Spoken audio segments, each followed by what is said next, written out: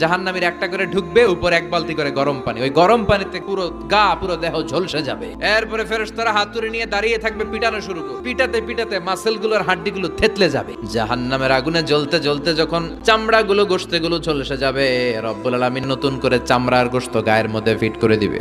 ওই চামড়া গোশত আবার ঝলসাবে, আবার ফিট। আযাবটা মজা যেন ভালো করে টের পায়। একের পর এক শাস্তি শুরু এবার জাহান্নাম। যারা দুনিয়াতে আত্মহত্যা করছে, ছুরি মারছে, ও খালি ছুরিই মারবে, বিষ খাইছে খালি বিষ খাবে। যে মেয়েগুলো ওড়নায় গলা পেঁচিয়ে এই আত্মহত্যা, তারা জাহান্নামের রশিতে আর ওড়নায় খালি আত্মহত্যা করতেই থাকবে। যারা স্মার্টফোনের ভিতরে ইন্ডিয়ান নায়িকাদের কোমর দোলানোর ডান্স দেখেছে, অশ্লীল ভিডিও দেখেছে, জাহান্নামের গরম শিক চোখের ভেতরে ঢুকিয়ে দেওয়া হবে।